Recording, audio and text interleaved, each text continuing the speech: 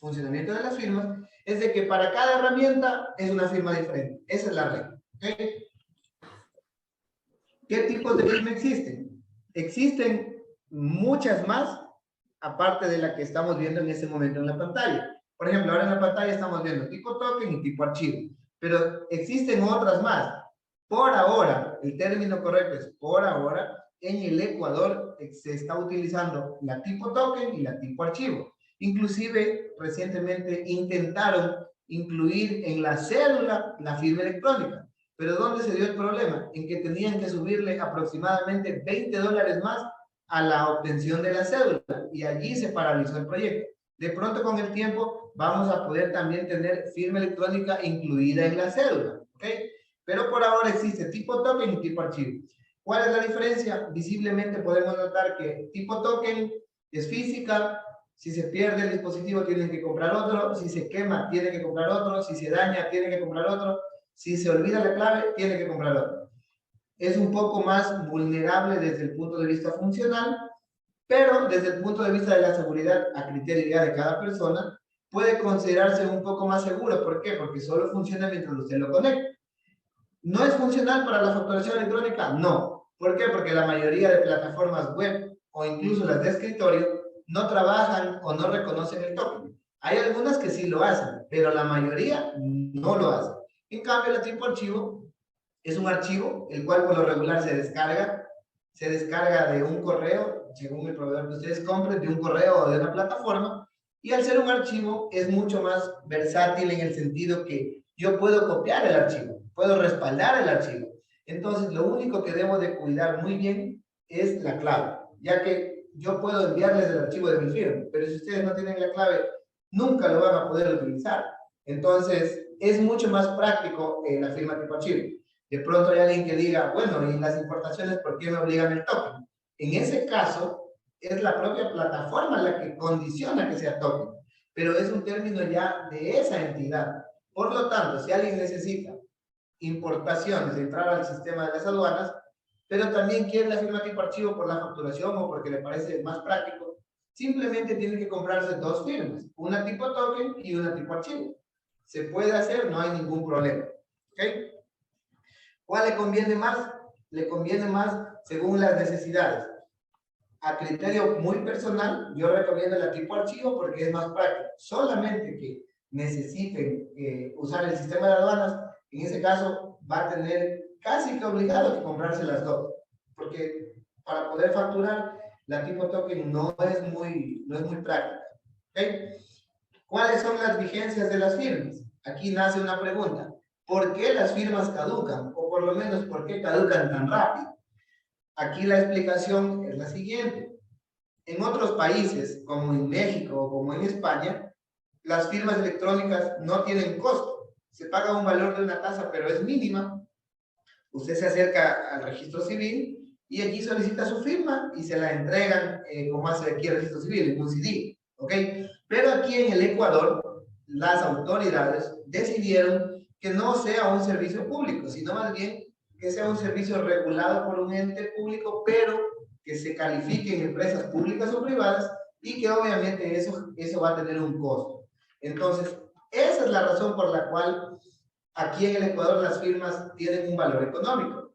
La caducidad viene como consecuencia de la seguridad. La seguridad respecto al funcionamiento y a la garantía respecto a los riesgos informáticos que implican dentro de una firma electrónica. Por esa razón es que caducan. Entonces, en el mercado, ¿qué hay? Hay firmas desde 15 días, un mes, un año, 2, 3, 4 y 5 años. Hace algún tiempo, solamente el registro civil ofertaba, el SRI un tiempo ofertó la firma que no caducaba, la firma tipo archivo sin caducidad. Esa firma ellos cobraban aproximadamente $400, pero era una firma para toda la vida. Me parece que o no fue viable o se dieron cuenta que no era conveniente a ese costo para toda la vida de una persona. Entonces, ya ahora he visto que ya no ofertan, pero en algún tiempo ofertaban la firma sin caducidad, ¿ok? Entonces, esas son las vigencias más comunes y la razón por la cual las firmas tienen valor. Ahora, ¿cuánto cuesta una firma? Hay firmas que cuestan desde $10 hasta $80. Obviamente depende del tiempo. Por ejemplo, una firma de 15 días puede costar $10. Una firma de 5 años puede costar 80. Eso ya depende del proveedor y eso ya es pura oferta comercial y ya ustedes tienen que considerar la que más les convenga, tomando en cuenta rapidez en la entrega, confianza en el proveedor y también el precio. Y ahí ya depende de la oferta comercial o de la confianza que les transmite, en este caso, el proveedor directo o indirecto que ustedes puedan tomar en cuenta. ¿Okay? Los requisitos de una firma, bueno, eso es una referencia de cómo normalmente los requisitos son de la firma: la cédula, una foto sujetando la cédula, un correo, el RUC y en la actualidad, porque antes no era obligatorio, en la actualidad se solicita un video de la persona mencionando su correo para garantizar que es propiamente la persona que está pidiendo la firma electrónica. ¿Ok? Visualización de una firma. Esto solo como un dato práctico. La parte que vemos en la parte superior está firmado con la herramienta Adobe. En la parte inferior está firmado con la herramienta Firme-C. En la parte inferior vemos un cuadro con un código QR. Arriba no vemos el QR. A veces hay la duda de que porque no tiene el QR, algunas personas consideran que el documento no es válido o que no está bien firmado. Entonces, esta aclaración la hago para que ustedes tengan la plena certeza y seguridad de que la única forma de saber si un documento está correctamente firmado es validando el archivo electrónico en una herramienta. ¿Y cuál es la herramienta más común para poder validar? La aplicación Firma-C, independientemente con cuál la firmó Firma-C. Y algo importante, no es obligatorio que tenga el QR, como no es obligatorio que no tenga nada inclusive. ¿Qué quiero decir? Incluso se puede firmar un documento con firma invisible. Significa que no quiero que se visualicen los nombres o que diga firmado por. Pero eso no quiere decir que el documento no es válido. Es totalmente válido siempre que ustedes hagan la validación. De la misma razón, si ustedes reciben un documento y tienen el QR, eso no significa que el documento es válido. La única forma es haciendo la validación en la herramienta Firma-C. ¿Okay? ¿Cuál es la legalidad de los documentos firmados? Esto es algo importante y tiene relación con la facturación electrónica. Vamos a ver por qué. Por ejemplo, la validez de un documento firmado lo tiene el documento firmado que está de forma digital, no el documento físico. Por ejemplo, firmamos un contrato. Yo firmo electrónicamente, usted firma electrónicamente, pero imprimimos el documento y lo archivamos. Ese documento impreso no tiene ningún valor jurídico. Entonces, ¿por qué no tiene valor jurídico? Porque el concepto de la firma y la seguridad principalmente está en la firma. Y como un segundo efecto, la firma se introduce en el archivo, más no en el papel. Por lo tanto, imprimir documentos que están firmados electrónicamente no tienen ningún valor jurídico. Ahora, que usted por costumbre, por control, por orden, por archivo, lo quiera hacer, es su decisión, pero tiene que estar seguro que ese documento no tiene ningún valor. ¿Ok? Entonces, aclarado esto con un ejemplo de un contrato, en la facturación electrónica funciona igualito, funciona de la misma forma. ¿Qué significa?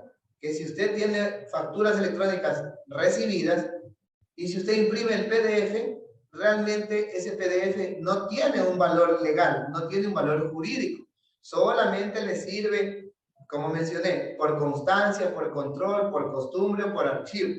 Pero legalmente, el único documento que contiene la firma y le puede certificar la validez es el archivo XML en el caso de las facturas electrónicas. ¿Ok? Entonces, esa es una aclaración, como les mencioné, relacionada, que igual más adelante vamos a ver. Asimismo, no es válido un documento que esté firmado de manera mixta, es decir, que firmamos electrónica a una persona y física a la otra persona manuscrita. Eso no es válido, ya que solo tendría valor o validez la firma manuscrita. ¿Por qué? Porque esa está en el documento físico. Pero yo no puedo de ninguna forma validar la firma electrónica que esté en ese documento impreso. Por esa razón no se puede firmar que yo firmo electrónico y tú firmas manuscrito. Esa es la razón. Tiene que ser uniforme, o todo electrónico o todo físico, ¿ok?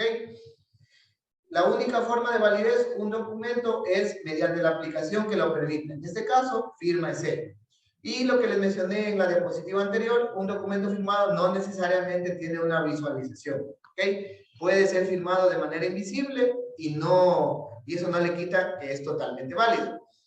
Entonces, bien, como hacía referencia el ingeniero Adrián, la resolución 24, que sería el 27 de mayo, obviamente ya establece de una manera sorpresiva. Realmente sí, esto es un poco sorpresivo, porque ya existía un calendario y realmente el último segmento iba a entrar, pero en enero del 2024. Entonces hablamos de un año y medio más de tiempo.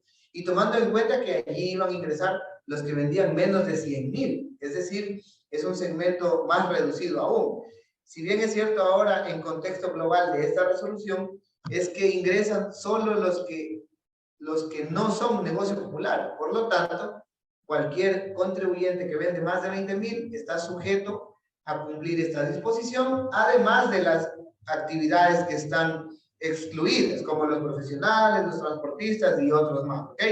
Entonces, tomando en cuenta que esa es la normativa que obliga, porque prácticamente es una obligación, no es una pregunta o no es una opción. Más aún que en esta resolución especifica que los documentos físicos no van a tener validez posterior a esta fecha. ¿Qué significa? Ojo con esta sugerencia y comentario que les hago. Significa que la preocupación no es tanto del que la emite, más bien la preocupación real es del que la recibe. ¿Por qué? Porque si ya me especifica en esta resolución que ese documento no tiene validez tributaria, significa que si yo, por ejemplo, a un profesional, yo le recibo una factura el 15 de diciembre, ¿ya? Honorario profesional, física, yo le veo legal, yo le veo que todos los requisitos los cumple, pero yo ya sé que la disposición a él le obliga a ser electrónica, simplemente para el que recibe el documento, es decir, para el que compra, esa factura es no deducible. Ese es el efecto directo de esta resolución, que de lo que he notado, muchos no lo están conceptualizando así o no se dan cuenta todavía. Y como a veces hay la mala costumbre, todo dejamos para el último, perdón, me atrevo a pensar que muchos contribuyentes van a decir, ya para empezar en diciembre, mejor empiezo en enero ya de una vez. Es como que dicen, ya, ¿yo para qué lo hago? Ya mejor termino el año, ya en enero ahí sí ya utilizo un programa y ya mejor ahí ya me organizo. De pronto, por ser ordenados, o uno pensaría que debería ser así, o fuese mejor que sea así, ¿ok? De pronto hasta yo considero que es una buena idea, pero las leyes no contemplan ideas, sino artículos que estén aprobados. En este caso, lo que dice es hasta el 29 de noviembre. Por lo tanto, a ustedes como asesores, estudiantes o personas que estén involucradas en estos temas, recuerden que el mayor efecto es la pérdida de la deducibilidad respecto al IVA y a la renta que ustedes estén considerando en el documento. Por último, al que emite el documento, en el peor de los casos, podrán considerar una falta reglamentaria o una sanción pecuniaria, por último. Pero ese efecto no es tan drástico como sí lo es perder la deducibilidad del IVA, ¿ok? Esa es una recomendación, la más importante que yo les hago, para no pensar que solo tenemos que obligar o guiar al cliente para que emita. No, más bien la preocupación que yo considero debemos tomar en cuenta es para lo que recibe. No ve que usted recibe y si eso no vale, es lo mismo que nada. En un proceso de control, después de un tiempo, puede generar un riesgo. ¿Y a quién le van a echar la culpa? Al que asesora. ¿Ok? Por último, también es real que a veces los contribuyentes mismos, a pesar de que usted les diga, no ceden o no se acoplan o no lo aplican. Entonces, ¿cuál es la recomendación? En la forma que ustedes comprendieron la resolución o el efecto de las recomendaciones que les puedo dar en este taller o que les puede dar el ingeniero Adrián, envíen un correo, ¿ok? Dejen una constancia formalizada de cuál sería el efecto de esta normativa, es decir, un correíto en donde usted le diga al cliente, al contribuyente, el efecto de esta aplicación es el siguiente: si no se cumple la emisión, puede acarrear una falta reglamentaria. Segundo, más importante que todo es exigir en nuestras compras el cumplimiento de lo electrónico. Si no es negocio popular, tiene que ser electrónico. Así de simple. Y si no lo hace o usted sigue recibiendo esos documentos serán no deducibles. Entonces, esto trae muchos defectos, pero las recomendaciones fundamentales son esas, ¿ok? Entonces, bien. Ahora, ¿qué es un documento? ¿Qué es un comprobante electrónico? Asimismo, tiene una definición, tiene un funcionamiento, ¿verdad? Entonces, ¿cuál es la definición de comprobante electrónico? Es un documento que cumple con requisitos legales, reglamentarios exigibles para todos los comprobantes de venta, garantizando la autenticidad de su origen y de su contenido, establecidos en un formato XML, que a veces también mantenemos una confusión. Todos decimos el XML y antes lo relacionábamos directamente a un ATS, ¿verdad? Decíamos el XML es el ATS, cuando en realidad ahora también son las facturas. Las facturas también son XML. Todos los anexos son XML. Entonces hay que también ir definiendo que el XML solo es un tipo de archivo, así como Word, Excel, PowerPoint y PDF, ¿verdad? Solamente es un tipo de archivo que es muy utilizado porque genera un peso muy liviano, tiene un peso muy, muy bajo, y esa es la razón por la cual en todos los países las facturas electrónicas son en formato XML. Y el PDF solamente es la representación visual de lo que contiene el XML. ¿Por qué? Porque cuando abrimos el XML, obviamente el XML está estructurado en nodos, en niveles, lo cual no es tan fácil ni tan comprensible de ver el contenido de la factura. Por eso es que se genera un PDF. Y por esa razón también es que cuando compramos en algún lugar, el PDF de la empresa X me llega de una forma. El PDF de la empresa Y a veces me llega más resumido, con más información, con menos datos, ¿verdad? Es porque el PDF, si bien es cierto, tiene una estructura base, pero de allí el PDF permite a que el emisor sea quien complemente o ya le dé un valor agregado al contenido de la información. Es esa la razón, ¿ok? Entonces, recuerden, el XML es el archivo que en este caso el SRI utiliza y que la validez legal le da la firma electrónica, ¿ok? ¿Qué documentos en la actualidad pueden ser electrónicos? En la actualidad pueden ser 6. Recuerden esto, hasta el momento, hasta la presente, pueden ser 6 documentos los aprobados de manera electrónica: factura, retención, nota de crédito, débito, guía de remisión y liquidación de bienes. Hasta el momento solamente están estos 6. Hay muchas peticiones, muchos cuestionamientos respecto a la nota de venta. ¿Por qué? Porque hay contribuyentes que, a pesar de ser negocios populares, ellos dicen, no, es que yo quiero hacer electrónico porque a mí me gusta, porque de pronto ya lo hacía, porque me parece más práctico, más rápido, más seguro. Hasta el momento no ha habido ninguna respuesta oficial, por lo tanto, las notas de venta solamente pueden ser físicas. Y según la normativa, las notas de venta deben de ser físicas y los clientes que están en negocio popular no pueden hacer documentos electrónicos. Allí también había un cuestionamiento respecto a las entidades públicas que les obligan a que el documento sea electrónico, pero ellos son RIMPE, entonces ahí hay una contradicción. Debería de haber alguna corrección o alguna aclaración, pero hasta el momento no existe un pronunciamiento oficial, ¿ok? Entonces, bien, ahora, ¿cómo respaldar la información? Este es un punto también de mucha importancia y que no se realiza o no se aplica de la manera más oportuna. ¿A qué me refiero? En el lado izquierdo podemos observar los comprobantes de venta físicos. ¿Cómo hacían antes ustedes cuando todo era físico? Ustedes ordenaban, clasificaban y guardaban esa información según la normativa por 7 años, ¿verdad? Pero ¿cómo hacían el almacenamiento? Ustedes lo guardaban en una carpeta, en un archivador, en un mueble y posteriormente inclusive hasta en una bodega, según el tamaño de la documentación. Entonces, ¿por qué razón? Realmente es una pregunta. ¿Por qué razón no hacen lo mismo, pero con los documentos electrónicos, específicamente con los XML? Entonces, si yo tengo documentos electrónicos, tengo que hacer un archivo electrónico. Lo puedo hacer en un disco duro, en un correo, en una nube o en un servidor local. ¿Qué es lo que ha pasado aquí ya en la parte práctica? Que lamentablemente muchos colegas asumen, porque el término correcto es ese, asumen que porque el SRI tiene la información, entonces yo como para qué la voy a guardar. Más o menos ese es el análisis. O dicen, si ahí está la información, entonces yo ya de gana la guardo. Entonces les recuerdo que la obligación del almacenamiento físico y electrónico es la misma.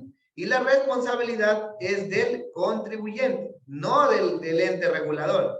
En este caso, ellos lo ponen como una opción de consulta, inclusive de control, para poder verificar si alguien le anuló una factura o si se autorizó la factura que usted emitió o para buscar un documento si no le llegó el correo. Esas son las razones por las cuales existe el portal de consulta dentro del SRI, pero no es una obligación de ellos transmitir o tener el almacenamiento de los archivos. Más aún que eso implica costos. Si bien es cierto, almacenar información en un dispositivo de una computadora es más económico, pero también amerita costos, ¿ok? Es lo mismo que por la razón que los bancos no nos dejan ver nuestros movimientos de toda la vida. La mayoría de bancos dejan máximo 6 meses. Y si usted quiere ver de más atrás, ellos le entregan la información, pero obviamente le cobran. Y le cobran es porque el almacenar información a largo plazo también genera costos. Es como usted en su equipo se le llenó su disco duro de 500 gigas, ¿qué tiene que hacer? Como no quiere borrar nada, tiene que comprar otro disco. Pasa más tiempo, se le vuelve a llenar y así sucesivamente. En este caso es lo mismo. Entonces yo les puedo asegurar que es una locura, definitivamente es una locura pensar que el SRI se va a responsabilizar por el almacenamiento de los documentos electrónicos. Más bien ahí lo que yo les recomiendo es a los que ya utilicen herramientas de sincronización como Drive, OneDrive, Mega, Dropbox o cualquier otra, manténganlo o sigan profundizando un poco de las cosas que pueden hacer o incluyan un segundo nivel de seguridad. Es decir, si usted tiene Drive, entonces a todo lo que tiene el Drive, contrate otro adicional para que tenga 2 niveles de seguridad, ¿no? Eso es lo que yo le recomendaría, porque realmente los costos son bajos y usted llega a sufrir una pérdida de información. Capaz que si alguien le dice que usted pague $1000, usted los paga, pero le cuesta $50 al año tener un respaldo en la nube con una seguridad para que no pierda. Ahí de pronto usted dice, no, es que yo no quiero, no entiendo, o a veces el temor es pagar con la tarjeta de crédito.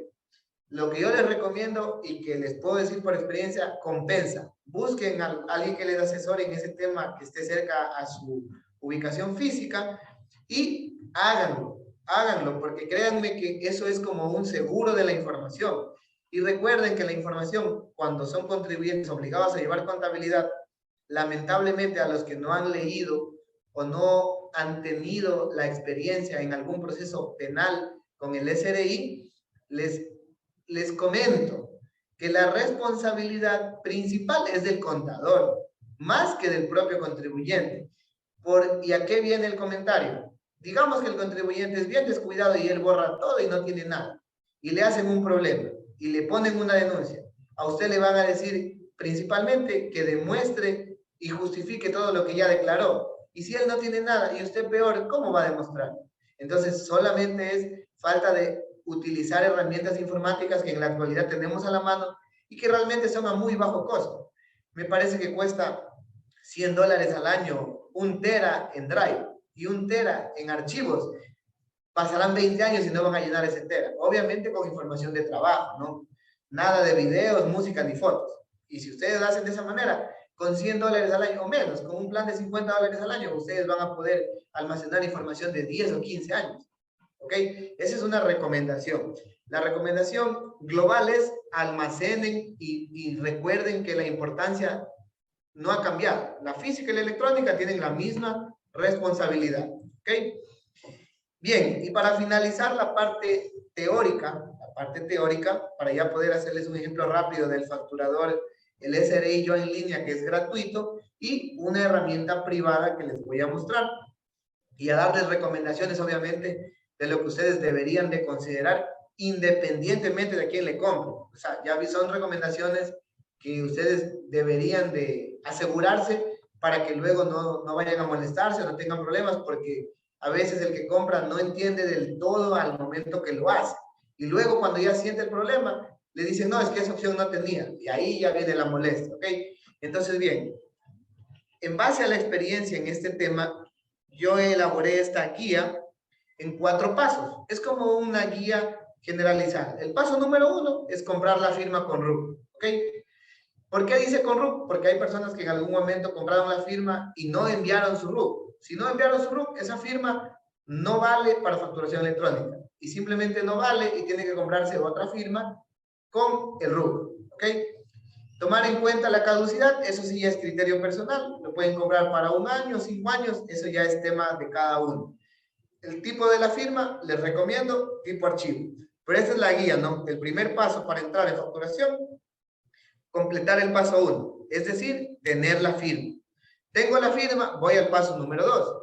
En el paso número 2, sea yo contribuyente o asesor, lo que yo debo de primero definir es de mis actividades, cuáles van a ser electrónicas y cuáles van a ser físicas. De pronto, en la mayoría de casos no aplica, pero esto es algo que hay que tener claro, porque sí puede darse el caso. Por ejemplo, usted puede tener un comercio que vende 10,000, 15,000 al año y usted de manera global está categorizado como negocio popular. Pero ¿qué pasa? Que usted también hace honorarios profesionales y como esa es una actividad que está excluida, esa actividad tiene que ser electrónica, pero la otra tiene que ser física. Entonces usted en su RUC es como que, por eso es una guía, usted dice, bueno, ahora categoriza. Entonces yo digo, esta va electrónica, electrónica, electrónica y esta va física. O si todo le va electrónico, entonces chévere, pero lo confirmo. Es decir, por eso es el paso número 2, es definir las actividades. Ahora, el paso número 3, como bien mencionamos al inicio, la firma es una cosa y la factura es otra. Entonces, la factura no se hace solita. Para hacer la factura yo necesito un programa. Definitivamente necesito un programa. Entonces, yo tengo 2 opciones, uno gratis y uno pagado. El gratis, el SRI, me da 2 opciones. Uno que se instala en el computador, es de escritorio, hay que instalarlo y configurarlo. Y otro que es en el Internet, es un portal web el cual yo puedo utilizar. La diferencia principal es que el que está en la web solamente es para personas naturales, no se puede utilizar para personas jurídicas. El que está en la web, recuerden eso, solo es para personas naturales. El que es de escritorio, el facturador gratuito, ese sí lo pueden utilizar para personas naturales y jurídicas, como una consideración. Entonces, asimismo, hay sistemas privados como el que les voy a mostrar y van a ver algunos aspectos diferentes en la parte práctica, ¿ok? Ese es el paso número 3. El paso se refiere a definir la herramienta con la cual van a trabajar. Entonces, usted en el paso 3 dice, bueno, ahora sí, yo voy a usar el del SRI o le voy a comprar a tal empresa el facturador. Y el paso número 4 ya es ingresar al SRI y generar la autorización para la emisión de documentos electrónicos. Ustedes ingresan en el menú izquierdo y van a documentos electrónicos, autorización, producción y solicitan la inclusión de los documentos y ya pueden facturar desde ese momento. Una recomendación, tiene que estar en lista blanca para solicitar la primera vez. Si es que no está en lista blanca, es como que allí le van a exigir que esté en lista blanca. Si no, no se va a solicitar la autorización. Número 1. Y número 2, tiene que tener registrada una cuenta bancaria a pesar de que usted pague en efectivo o a pesar de que haga en cero para que se habilite la autorización. Recuerden esta recomendación.